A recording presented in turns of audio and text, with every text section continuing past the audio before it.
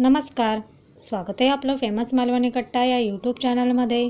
आज आपण अगदी तोंडाला पाणी सुटणारं आणि झटपट तयार होणारं वरण बनवतोय। हे बघा, बघूनच अगदी खावंसं वाटणारं वरण कसं बनवायचं हे पाहूया। चला मग आता रेसिपीला सुरुवात करूया।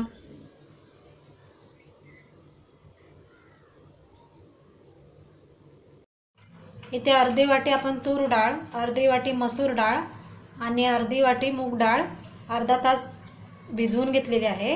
हे बघा, स्वच्छ धुवून आपण याला छान भिजवून घेतलेले आहे। आता आपण हे सर्व एका कुकरमध्ये घालूया।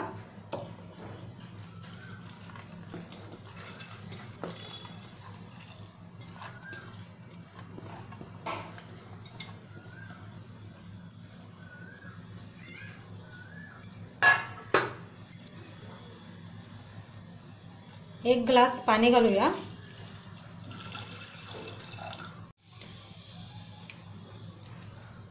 चवीप्रमाणे मीठ घालूया आणि अगदी चिमूटभर आपल्याला हळद घालायची आहे।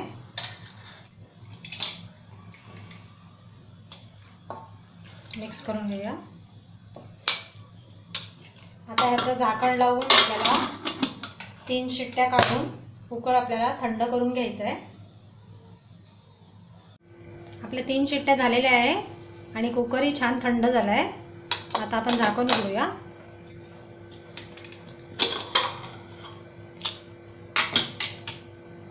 बघा, मस्त आपली डाळ शिजलेली आहे। आता आपण हे एका भांड्यात काढून घेऊया। इथे आपण एका भांड्यात काढून घेतलेले आहे। आता आपण ह्यामध्ये अर्धा ग्लास पाणी घालूया।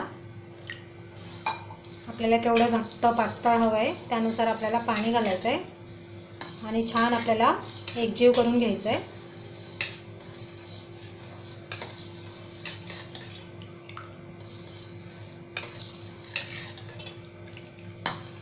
दोन मिनिटं ढवळून घेऊया।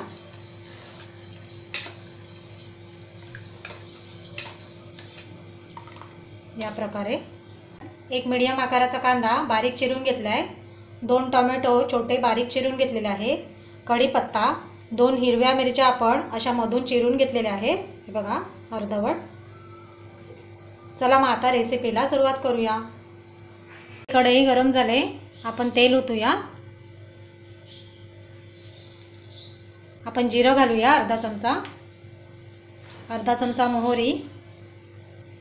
मोहरी जिरं छान फुललं की त्यामध्ये बारीक चिरलेला कांदा घालूया। कढीपत्ता परतून घेऊया। कांदा आपला नरम होत आलाय, आपण बारीक चिरलेले टोमॅटो घालूया। परतून घेऊया।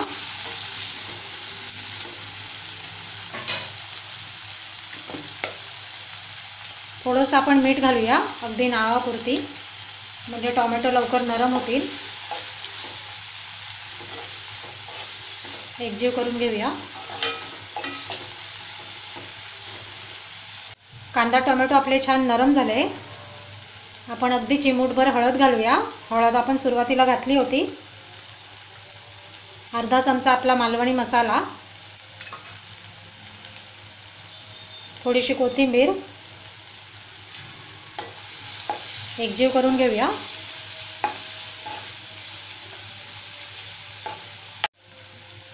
मसाले आपले छान एकजीव झालेले आहे।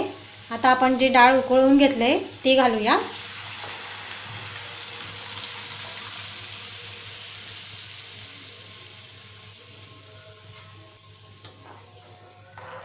छान मिक्स करूया।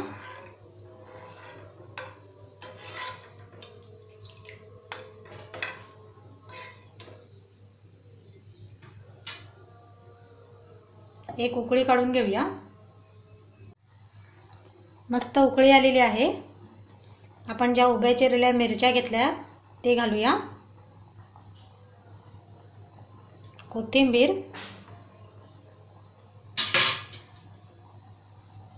ढवळून घेऊया। 2-3 मिनिटं आपण छान उकळून घेऊया।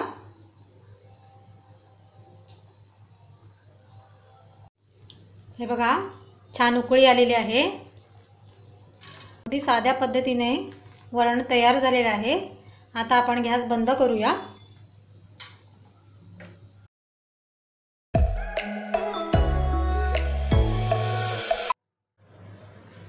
आजची रेसिपी आवडली असेल तर आपल्या फेमस मालवणी कट्टाला सबस्क्राईब, लाईक, शेअर करायला विसरू नका।